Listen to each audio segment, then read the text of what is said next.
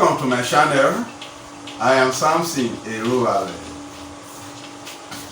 In this segment 3, we will discuss how to answer questions on comprehension in English language papers of the West Africa Senior School Certificate Examination conducted twice yearly in Nigeria, in Ghana, in Sierra Leone, in Liberia, and the Gambia, and in the English language paper of the National Examination Council, also conducted twice yearly in Nigeria.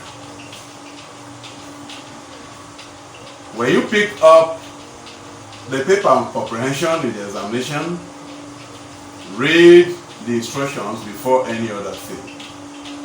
This session of comprehension usually carries 30 marks. You will be required to spend 30 minutes on it. You will be required to read a given passage of about 350 words, choosing from a wide variety of sources within the level of your understanding as a candidate of WASSCE or NECO.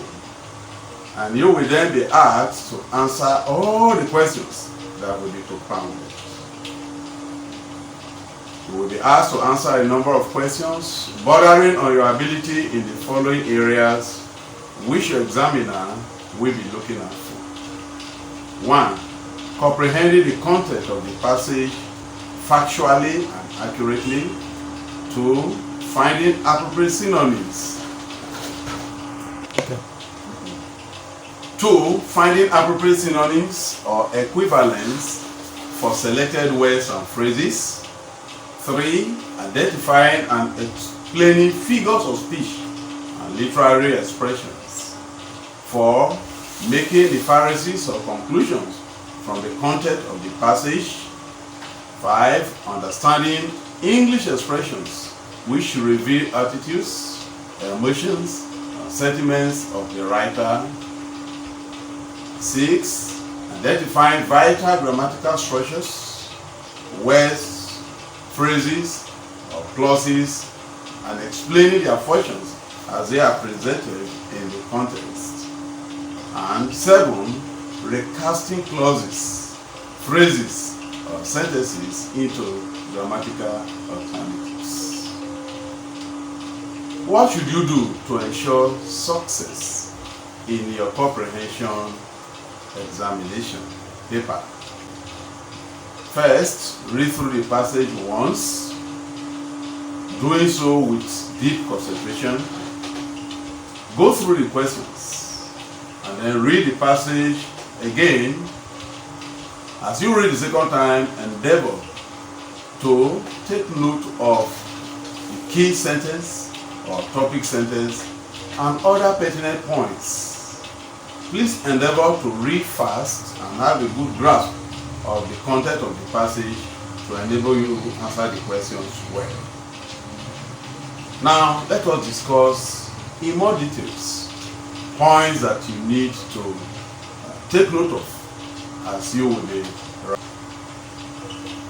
The tense of verbs in your answers that you are going to provide must harmonize with those of the questions.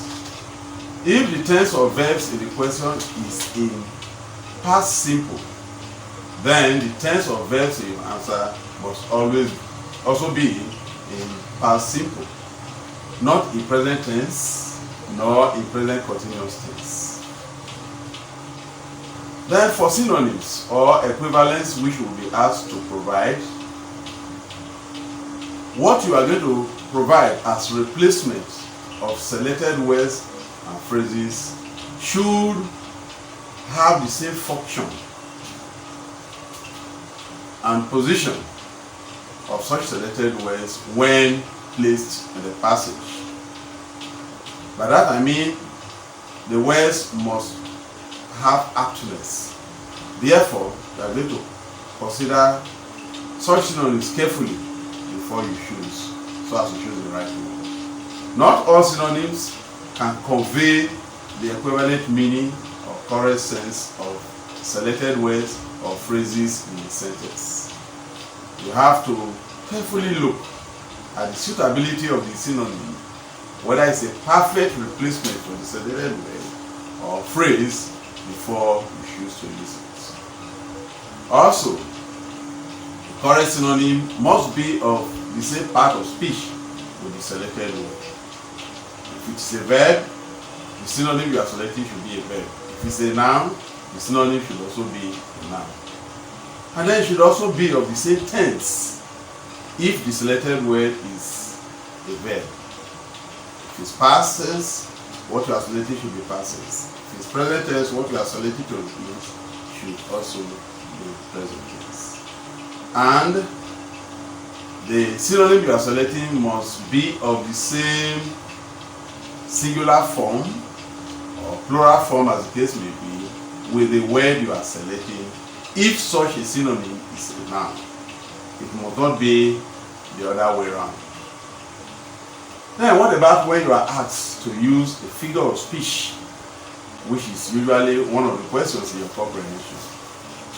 Study the selected word or phrase to know whether it is a simile or a metaphor or any other type of figure of speech before writing it. Generally, similes, which is a very common one, go with adverbs like or as. E.g., the man is like a lion. The like there makes it to be a simile. Then metaphors usually go with the verb is directly. For example, the metaphorical statement will put it that the man is a lion directly. Another point you need to take note of is that you will be asked questions bordering on making of inferences or conclusions. When you are asked such questions, look at the content of the passage provided very well and try to deduce how one factor join another factor or how one idea added to another idea to result into a particular development. For example, if Mr. Grey Black boarded the speedboat which capsized in the Lagos Lagoon, but all the passengers in the boat were eventually rescued, one can infer that Mr. Grey Black was rescued and did not die in the mishap. More than that, you may be asked to explain the attitude or emotion or sentiment of a writer the passage provided. In that case, look deeply at the expressions used by the writer. Do the expressions depict anger? Do they depict love?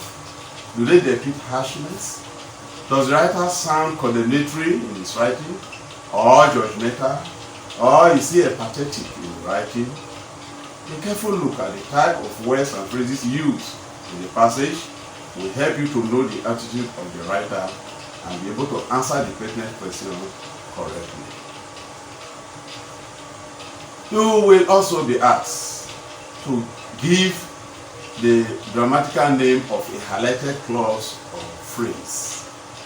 And may also be asked to state the function of such grammatical name.